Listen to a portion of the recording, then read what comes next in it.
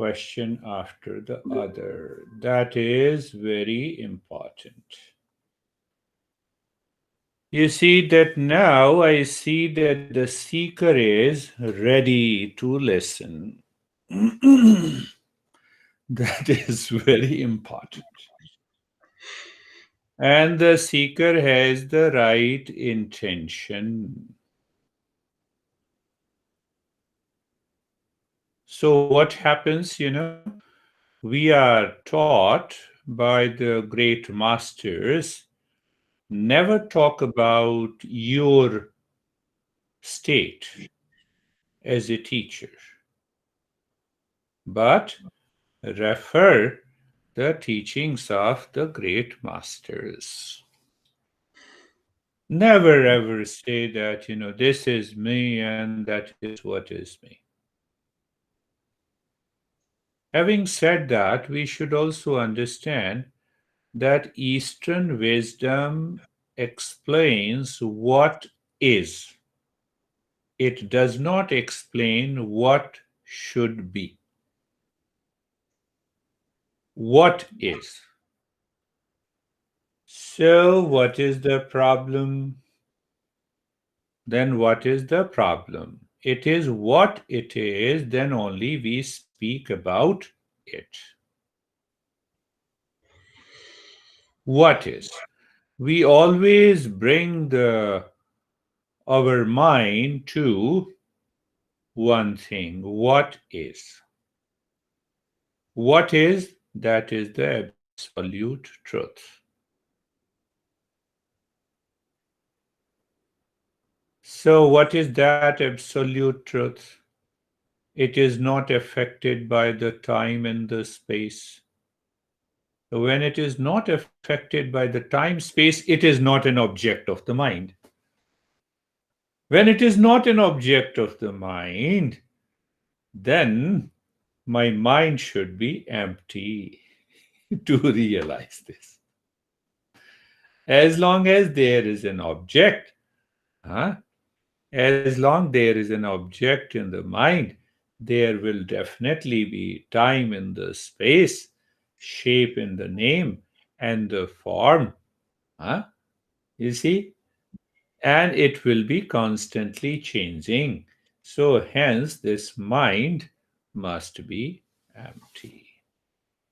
But now, when the mind is not empty, it takes the shape of an object. And then that mind says it is me and mine. So we say, well, when the body is me and mine, why not Shiva is me and mine? We are replacing, we are filtering out. We are asking the mind, come on, when you claim that this is me and mine, this object, then that object is also me and mine. Then third object is also me and mine. Then fourth object is also me and mine. So that is why I explained you every day in the morning before, after you wake up, and before you sleep, just ask the mind. That is also you. That is also, so what is that? Any object in the mind, time in the space which the mind claims me and mine is known as mithya. That appears true, but it is not true. So, what will happen one day? What will happen one day to the mind? Oh, what appears true is not true. The mind will separate itself from all the objects.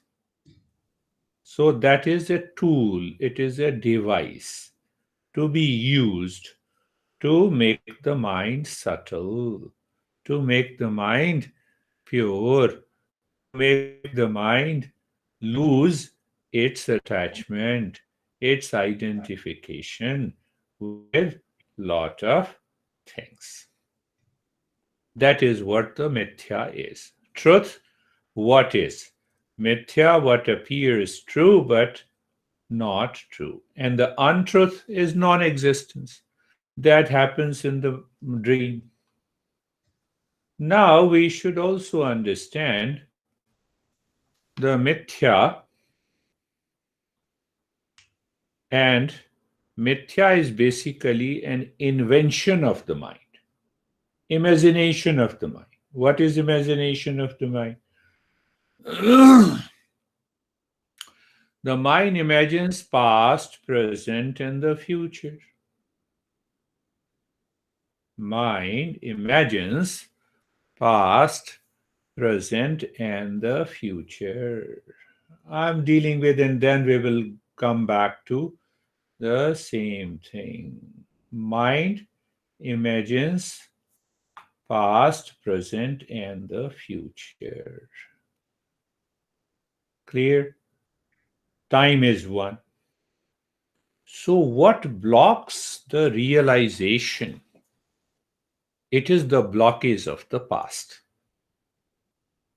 And that blockage of the past is delusion.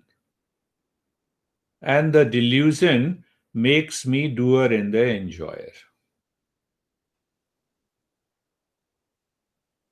A very quite interesting principle, but I said let me take up.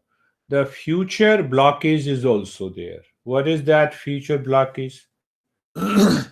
That I will listen to you and I will awaken myself. There are two things in time: future, or I will listen to you, then I will do something. This is also blocking the to know what it is. And what about the present? In the present, there are many blockages in the present. While listening, I may be attached to something. I may be putting a wrong logic. I may be, third one, you can say that I'm not able to grasp and understand what is being heard. And the fourth one, now there are people who says science is everything, prove me where is the real self. Or other people follow the cult dogma, believe no, I belong to Jesus, I belong to Krishna, tell me something, Krishna is everything, but I don't know anything. So these are the blockages which prevents me to realize, to enter into that state. Now going deeper, today let us talk about the application, and then we will go back, we will merge these two sessions into one. False home to real home understanding. And today we will use the previous uh, topics and merge with the application. So now we have understood the past blockages, the present blockages, and the future blockages. So we are 100% clear that the home of the physical body is the physical home. Home of the mind is calmness, is peace. And the home of motor organs or sense organs is sense organ is simply perception. Eyes are looking at you, simple perception. Let me see the thing as it is. So I'm moving to the truth. But because the mind, the body, the motor organs, and the intellect are attached, so we have to do some practices to bring the kind of detachment. So, whether it is Shiva, Krishna, Jesus, or any other object, we should be using until this detachment and the delusion breaks up and it slowly moves the mind to a state of purity. So, home of the mind is calmness, natural state of the mind.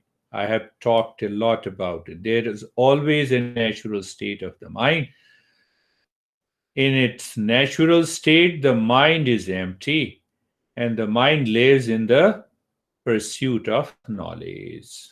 And the home of intellect is wisdom. Home of intellect is wisdom. So, having understood the conflict and the blockages the mind creates in knowing the real self as what is, not what should be. The science always talks of what should be. It starts with what is and then say, go to the lab, experiment, prove it, apply it. And so that is the approach of the science. So here our master says we have to always be aware. There are two types of, you can say, belief or faith. One, mind believes in the intellect, only my intellect. Whatever I think is right, we do not doubt what we reason. We do not doubt what we reason. That is what happens. Then what happens? We do not change. I have a belief in my logic.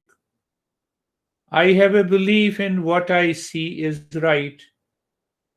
But the master is saying we are only conveying you what is, not what should be, based on your belief.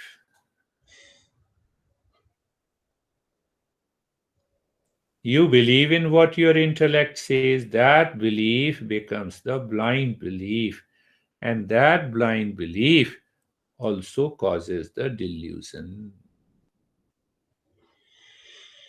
So this belief is blind. One guy has the, so that is what is the greatest obstacle. I'm coming slowly, step by step to the intellect. Yeah, let us see another point in the intellect. So mind and the eyes act like a camera or the intellect. What is that camera does? When we look into the camera and the object outside, we focus on we focus on one angle. We find that this picture should be right and we left the rest. Similarly, the intellect focus on one point and it leaves the entire world. So that is why as long as we believe in the intellect, it becomes the blind belief. It will not help us to reach to the reality. So we have to object or we have to reason all our blind belief. Then what happens? The moment the intellect becomes blind, then raga and dvesha, attachment and detachment, and the delusion returns. I look at you, blind belief that your name is this, your gender is this, you belong to this country. Intellect instantly says, I know. Hold on the intellect. Please let me know who you are. Let me go little deeper. Let me not say, I know who you are. That is the that is what is happening to our mind and intellect. Are you getting it? So that idea, that notion, that way of living must change to see the reality. Now, see the other point in finding the real home. The sense organ holds the objects of the world. Whenever the sense organs, five sense organs, it picks up the objects of name in the form and the color through the eyes, the sound and the word through the ears, the taste and the smell from the tongue, and the smell from the nose, and touch from the skin, sensation from the touch. Mind always talks and expresses about what is already known, who you are. So I know through the mind your name is this, which is already known to my brain, my mind. Now pay attention. The intellect tries to know what is unknown. I'm giving you a brief and a simple explanation. There is a long, long understanding in lot of the text. So the mind always expresses what is seen before, and the intellect tries to understand not only what is seen before, but it also wants to understand what is not there before in the mind and the sense organs. But if the mind dictates the intellect, that is impurity. So I have to get rid of the impurity before the intellect tries to know what is unknown. Do you see that? So when that intellect, which is clear, I know this is in the field of the known, but intellect always, when it starts the journey to find out what is unknown, then we see that reality. Then we see that reality. So now see, let us go further. Intellect says, now realizes, I see the partial truth. Where is partial truth? I see, my real home is my physical home. Okay, at the next level, my mind lives in the body, but the fact is, body lives in the mind. But we always take for granted that mind lives in the body, the real self is in the body. So, what to do?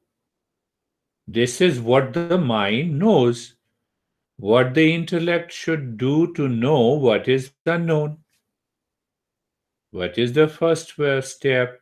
Is Viveka. Again, repeating Viveka. Pure intellect comes from the Viveka. And pure Viveka comes from thinking about what the way we are living, to separate from the real and unreal. So I discussed about present blockages in the intellect are four: attachment to an object, wrong logic, uh, and I am not able to understand. uh, these simple principles means the intellect is not triggered. I don't trigger the intellect. I don't ask the intellect, hold on, why you are keeping this blind belief that you know everything? Go beyond what you know. That is the subject of the mind. And then false notion, wrong ideas, wrong ideas. One thing more I should put here, that is a long story, but I should put one thing more here, that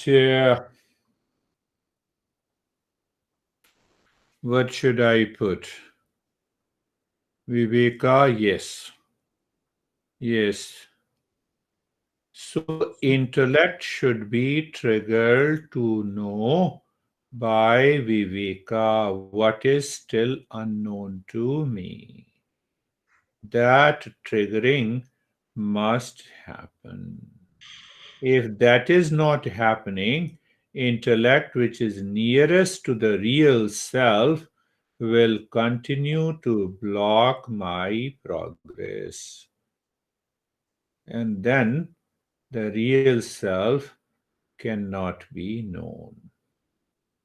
So, the importance of the Viveka is written, explained by every master again and again, again and again, again and again. Let me repeat one thing and then come back to the same thing. I have discussed before that what teacher gives in the Eastern wisdom. It's a knowledge of the real self, how he received it from his master, and the second master received from his master and his master. And who is the ultimate master? The real self in you. You see, that must be the intellect must contemplate and reflect. Whatever any teacher is speaking, he is speaking about me. And who is that real me? Is the real self. And that is my real home. What prevents me not to maintain awareness of this fact? What is preventing me? Same past, present, and the future blockages. The object in the mind. Maybe I am not aware of that object, it is still working in the mind. So, when it is working in the mind is impure. The mind dictates the intellect. Intellect says, I have understood. No, if I have understood, I'm already there. So, can I live into that awareness the moment you come before a teacher? Oh, that he is talking about me, my real self. Always, all the time. Because I do not know, so this teacher expresses my real self in front of the mind. That is why we have a tradition of respecting the Guru. Not because, not because you really respect the Guru, because you consider your intellect clearly perceives that he is my real self. So, as a seeker, you are selfish, but selfish for a right reason. Second reason is also there. So, how to get rid of the blockages? Because you bow down. It means the blockage, one blockage is ego in the present. So, that ego drops, ego creates a blockage. So, that is why we respect. So, it is not that we feel inflated, we become very big if someone respects us. We perceive, oh, because now you have some interest in knowing what is your real self. That is why you are paying respect to the teacher. So we take it as very casual and normal. Oh, you are insulting the teacher. Okay, you are insulting your real self, not me. Because that me and mine is not there.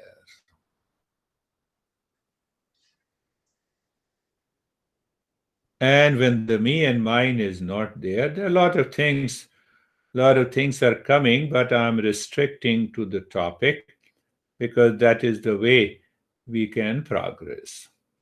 So now you have understood this. So what happens? Our topic is false to the real home. So when we are clear about this false home, body, physical home, mind, calmness, intellect, wisdom, sense organ, perception without likes and dislikes, motor organs, action in the absence of ego, and the fruits of an action. You see, we have covered the 7 steps. just in four things. So, when the sense organs are living in itself, when the mind is living in its natural state, and when the body is living in its natural state, then the intellect is able to perceive what is real. What is the most important thing here? I think I discussed about it before. Satsang. Satsang is basically, I say it is a hidden practice. Why it is a hidden practice? Because normally, in the beginning, the seeker feels the teacher is talking and explaining about the principles, then I have to do the practice. Future blockages. Now, that is how I'm connecting the dots. After explaining, so, what is that satsang? Satsang, you listen to it and it removes your delusion here and now. Without removing the delusion, you cannot love your real self.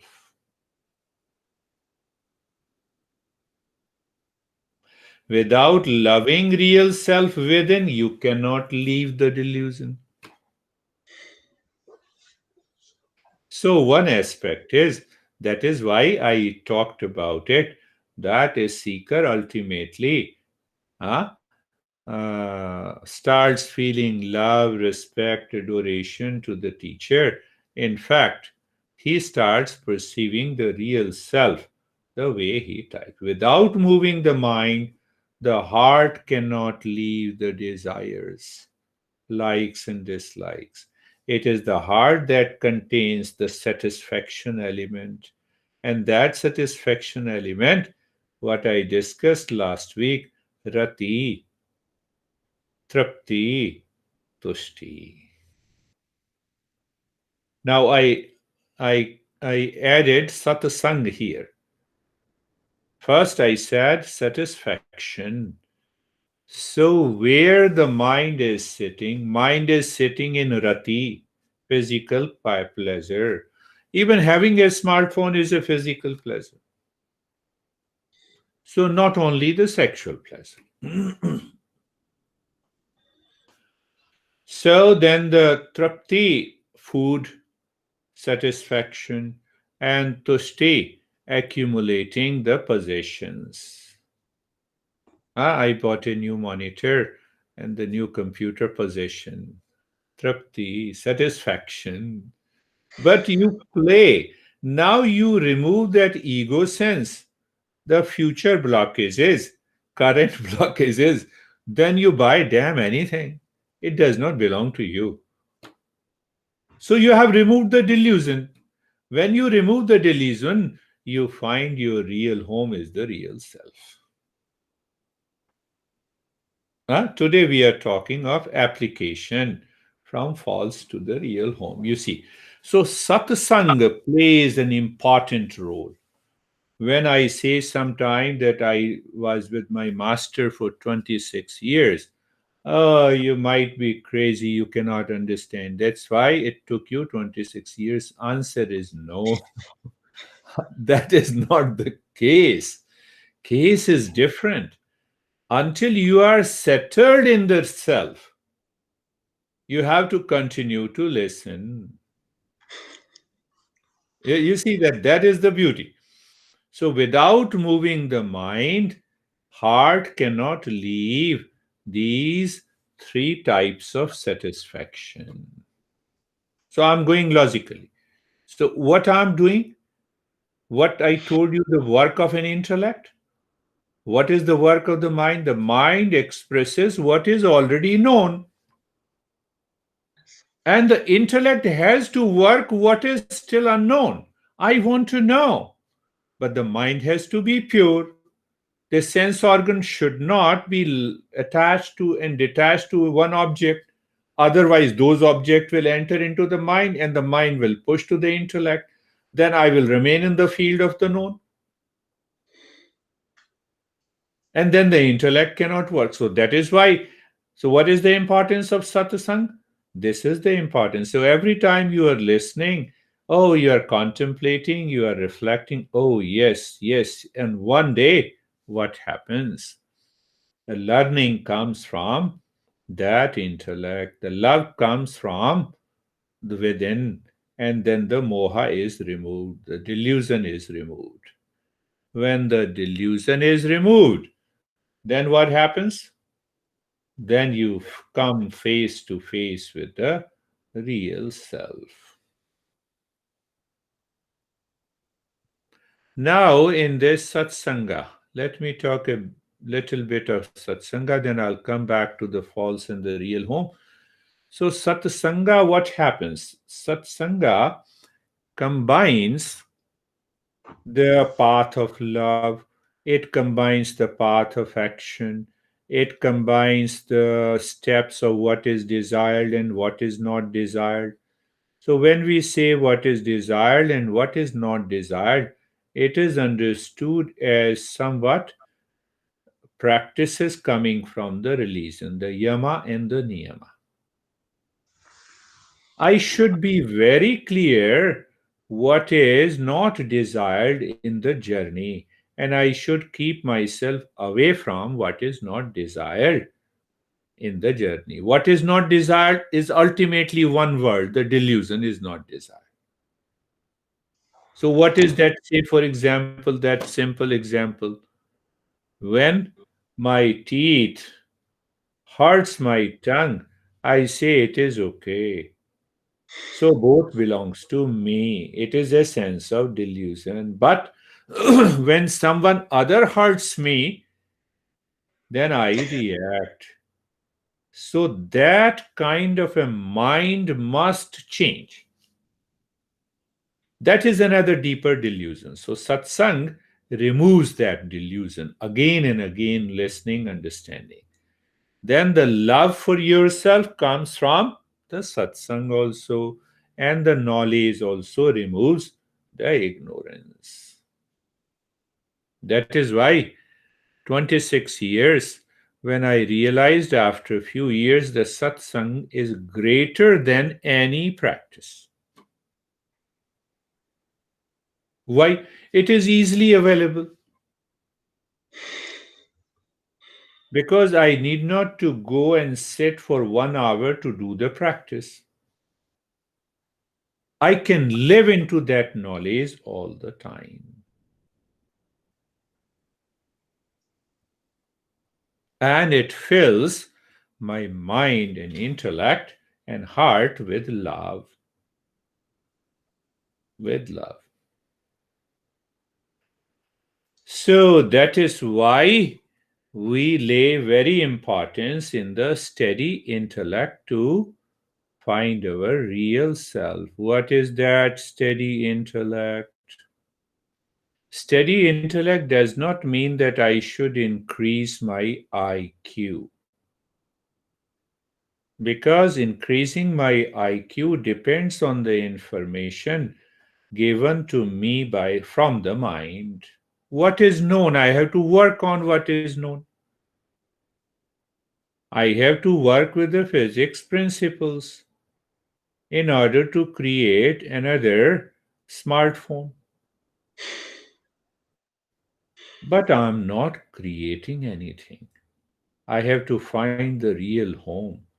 The intellect must pursue what is yet to be known. What is yet to be known.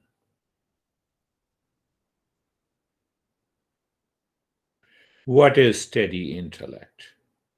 That helps us to find the real home. That means the real home in the heart behind all the delusion. Check in your daily life that the mind remains calm in every circumstances and conditions. Sense organ perceives an object without any attachment and detachment. Motor organs performs the action in the absence of ego and the fruits of an action. Then what happens? Your intellect perceives the beauty not only in the world outside beyond delusion, but it starts looking inside. Can we give example? Yes, you put a rose in your right hand. So that rose does not say, I will not send my fragrance to the left hand because you are keeping it in your right hand. So I will give the smell to the right nostril only, not to the left, and even not to the others. Do you see you keep a rose in your hand? Oh, what a beautiful flower! What a beautiful smell! Oh, can I smell? And you say yes. Can my intellect live into that state? Check it. You are already there. Sun does not say, I will not give you light, my light and heat to you. I will only give light and heat to others. Same way with the earth, the air, the water, flower. They give everything equally to everyone.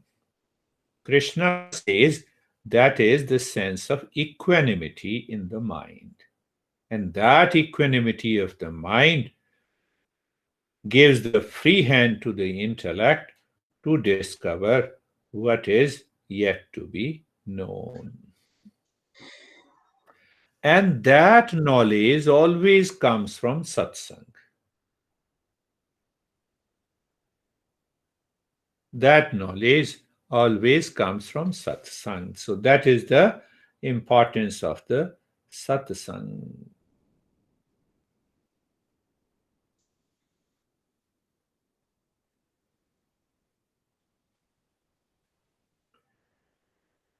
So, what happens while listening and listening? You have been listening to me almost for about a year in this series.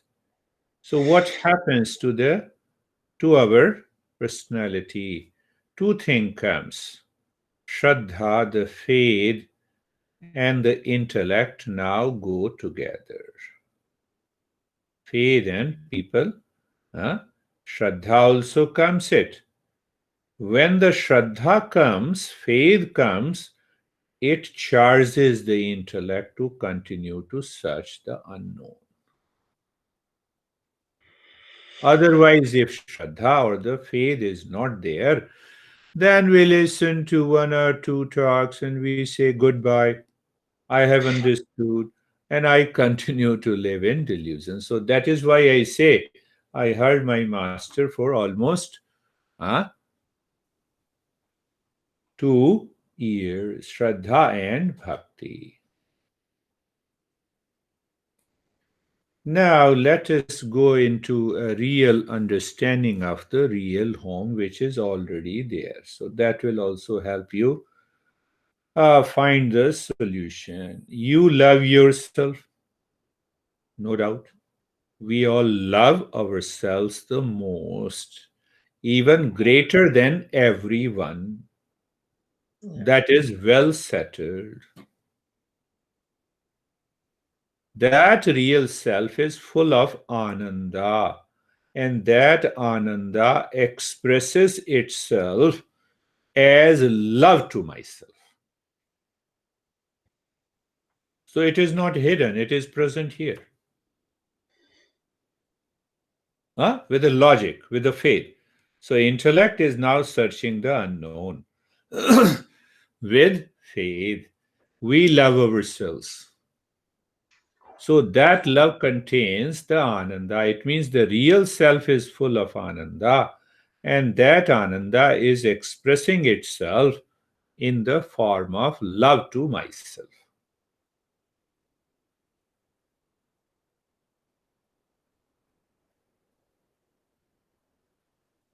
Go slowly. So if I love myself, that love is present in my heart. So when I allow the love to manifest from the real self, not because I see something outside, because I am attached, because the mind does not say, I like you, then I love. It is totally different. You see, it is here and now. I love myself, which is 100% clear.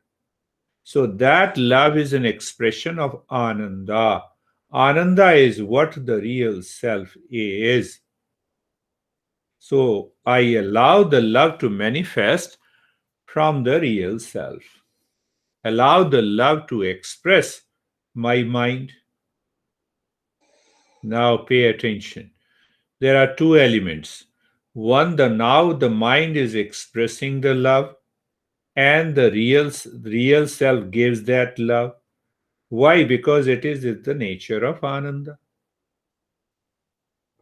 When I say I love you, it means I must be present and love must be present. Similarly, when I say I love myself, the utmost, so we say that Ananda expresses the love for myself. So there are two things.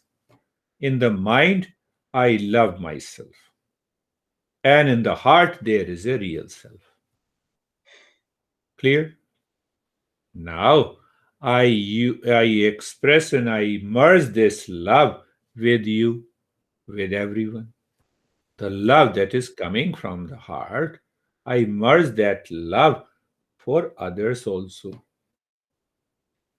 And the same real self, I merge huh, with others also.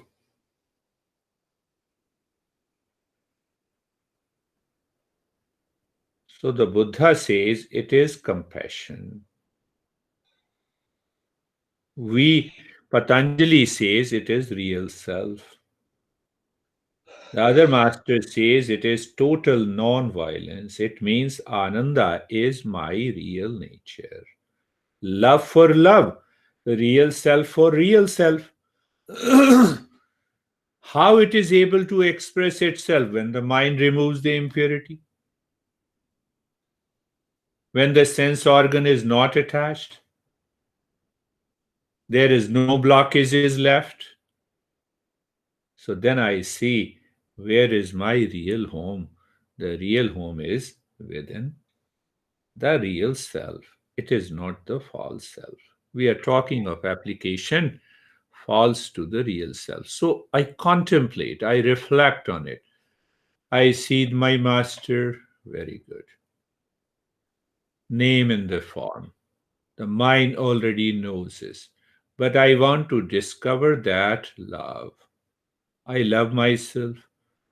So I become aware of that love. And that love goes to the master. And the real self also goes to the real self. It is only one. This is one way we contemplate again and again in the purity and the clarity of the mind.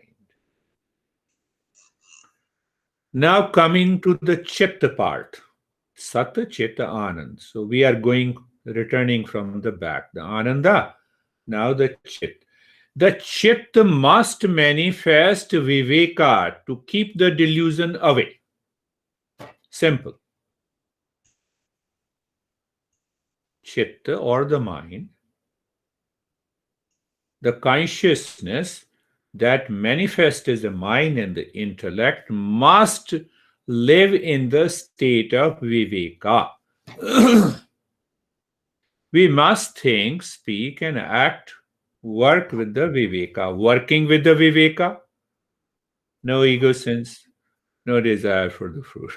See that? I'm merging all the seven steps. Because if we do not keep those seven steps in our head, then real home cannot be found. That is what the journey is. So, Viveka simply means now for me the self and the not self. So Viveka starts with the thoughts, contemplation, and reflection that gives me the knowledge. But without consciousness, I cannot have the knowledge. So there is a chit of the Satchidanand.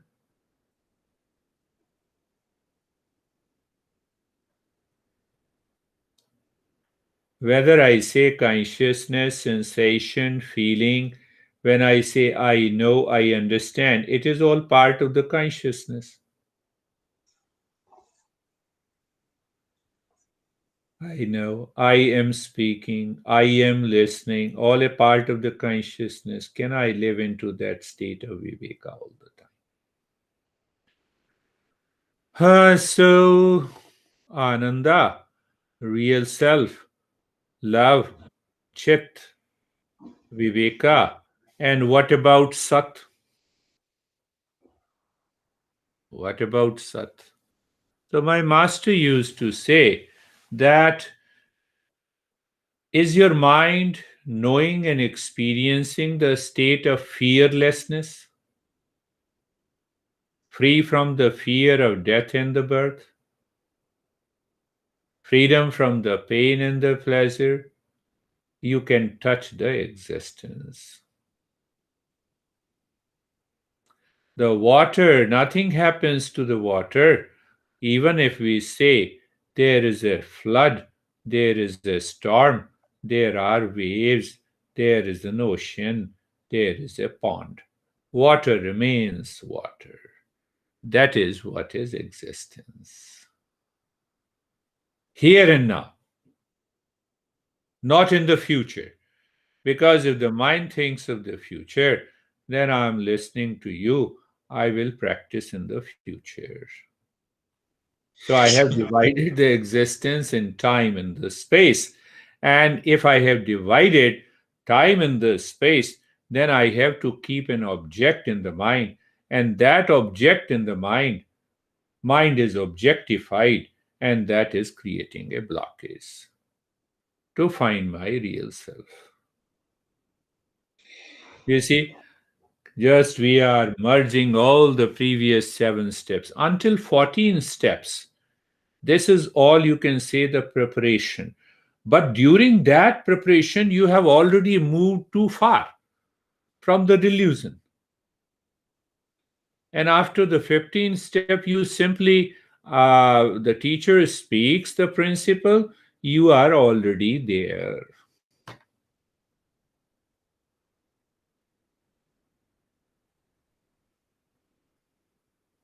So then what happens?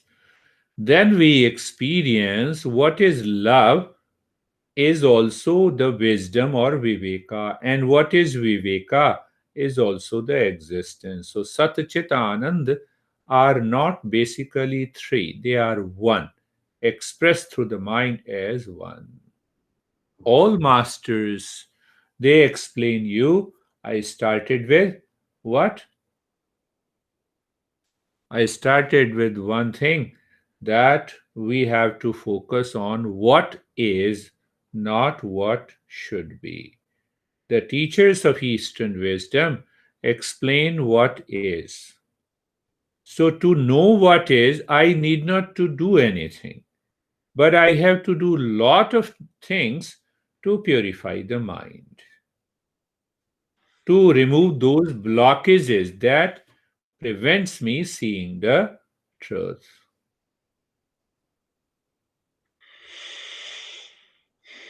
Do you see that? Let us pick up more principles, something of application in order to why we are not searching our real nature. Go opposite. Because we live in delusion. Simple. So I have to get rid of that delusion. Then we give too much importance to others. Why we give too much importance to others? Only pick up the 3 points. Rati, Trapti, Tushti. I'm satisfied. I have lot of money. I have a big house. I eat what I think I have to eat. I can go for any kind of pleasure. So I stop thinking. Because animal satisfaction, animal happiness, animal pleasure. You see, that is why I'm not searching my real nature. I'm okay. Now, what we say in America, eat, drink, and be merry. Eat, drink. So, when it means my intellect is not developed as a human intellect, then I get carried away by these three types of satisfaction. So even my friend, even if you think and contemplate how many things I need to do today, examine your agenda, and you will find 99% of the works that we are going to do on a given day pertains to these three satisfactions. Yeah. So I have not to increase my IQ. I have to understand in a simple way. Oh, this is what the pleasure is taking my mind there. And now the intellect will prevent me to search what is unknown. Real self is unknown to me. And the job of the intellect is to find what is unknown. But the intellect says, no, I'm happy with these satisfaction and pleasures. Why? Because it is dictated by the mind. And when it is dictated by the mind, then sense organ and the motor organs, the siblings of the mind also supports. The body also supports. The world is, society is already supporting it. I know you love your honey so much. Come on. You love your honey because you love your real self.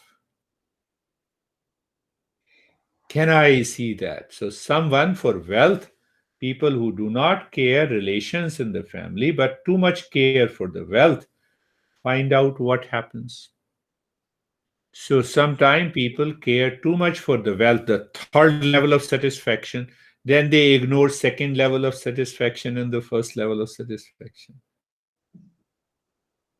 So, why? Because the mind becomes like a matter. Because I'm accumulating the possessions, what I'm accumulating matter, whether it's a money or a house or a possession. So the mind becomes like a matter. And that mind says pleasure is only there.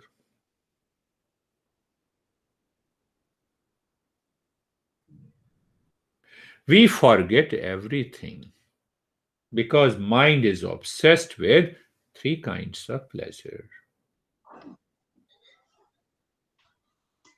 We behave like an animal internally. Outside, society says you are intelligent. You see how much care you are taking care of these three pleasures.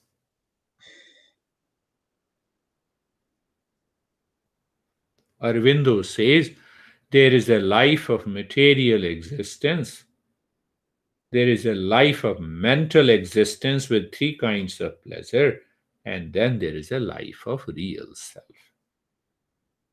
The most beautiful, never changing, all pervading. All pervading. So, dropping ignorance leads to awakening of knowledge of reality.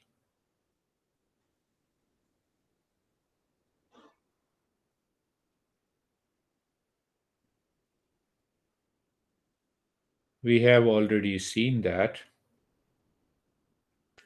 When we say dropping ignorance, either you take up the present blockage, the past blockage that I keep in the mind, that expresses as an object, as a thought process, the future blockage that I keep in agenda, and the third one is the present blockage of attachment delusion.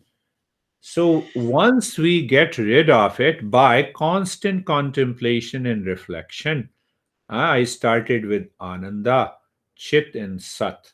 So the moment you are reflecting, you find The heart is clear, and you can see that real self.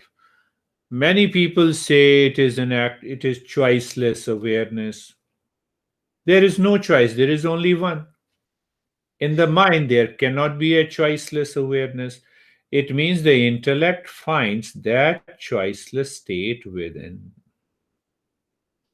There is a simple process. During the day, become aware how many times the mind uses me and mine. Yeah. Just me and mine. You become simply aware. I have to use. If you ask me whose car is this, I will say it is mine, but internally you know this me and mine even does not do not belong to me. This world does not belong to me. It has no meaning. Me and mine, if they belong to me, if I am obsessed with it, I am carried away by the three pleasures. Again, the three groups of pleasures. And that leads me to delusion. Delusion does not only mean that I'm living in delusion, but I'm working in delusion, I'm thinking in delusion, I'm speaking in delusion. Oh, I have a crush on you. That crush is also a delusion. That crush is also a delusion. So, there is another way to see it. In the morning, check where the mind is running. It is running after an object, a person, or a thing. Very good. An event. But then also ask the mind, let me find out which kind of pleasure you are seeking. So you are breaking the delusion mentally. Does not mean that you have stopped working. You are still working the same way outside. But now you are clear. Now, because you are a seeker, how can you work huh, in delusion? How can you are so? What happens? One yoga teacher is she's wonderful, but she's always running. So she says, "Oh, let us finish this lesson in time." Sometime I take little more time. No, no, no. You should finish the lesson in time. I have lot of work to do. The future blockage. It will not help you to realize. Your mind should be totally free. I have told indirectly, but so what should I do? No, no, she notes down everything. She teaches to her students. Everything is possible. I was doing the same in the beginning. So dropping me and mine is working on the mind, also not only the sense organs, but also the physical body.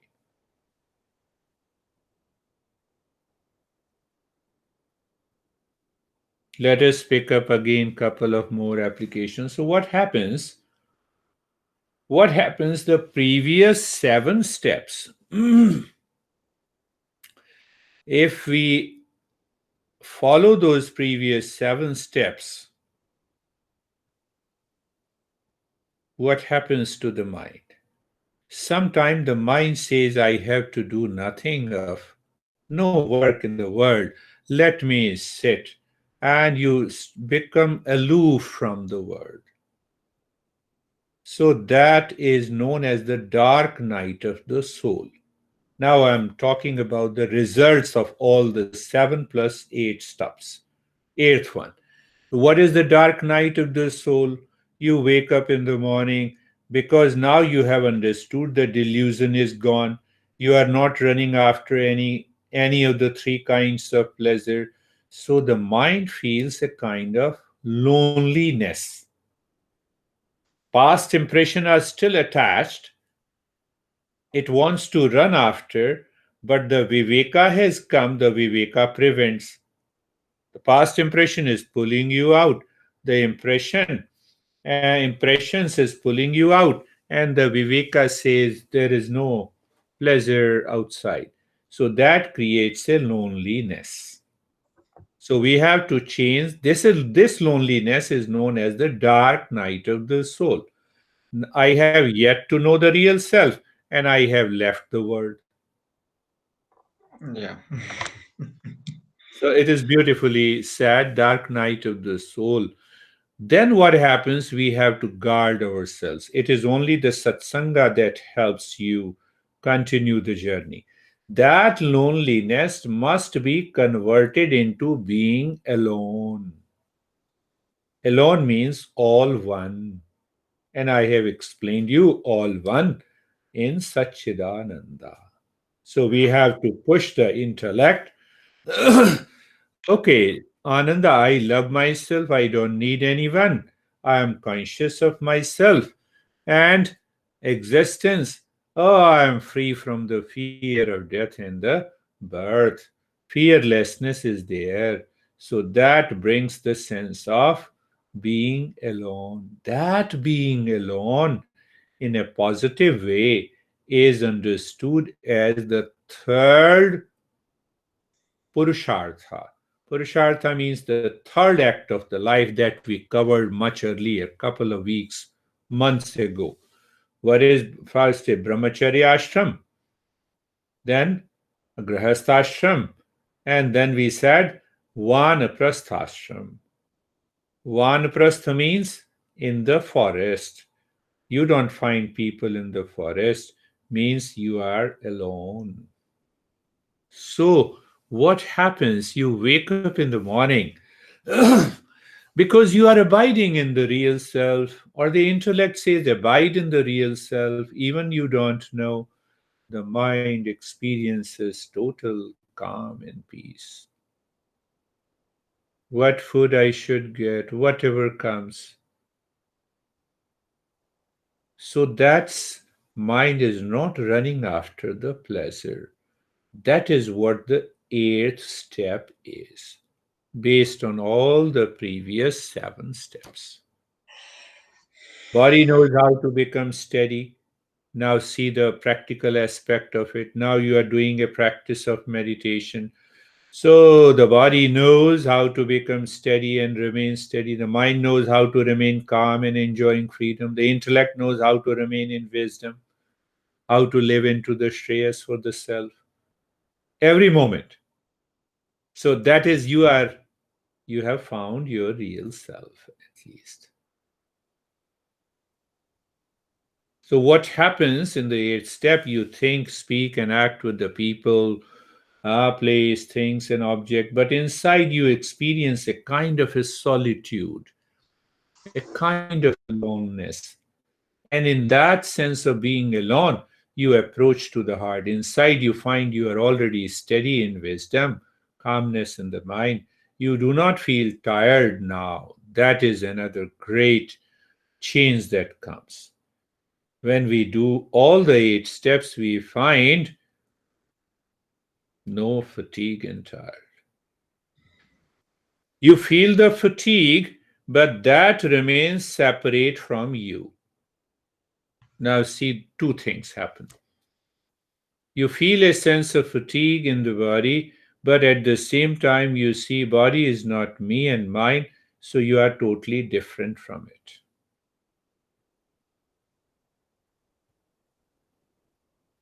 Another important change is that takes place. You feel that as if the mind has stopped searching for any kind of a pleasure outside. It feels outside. You simply play, have fun, you perform your duty, while the mind continues to live within. Mind continues to live within. So when the mind continues to live within, then what happens? Then you are always with something inside. We have yet to reach to that state, but still we are there. Our lifestyle changes. Mind was that was waiting for something, someone, some event to secure satisfaction, and the pleasure has gone.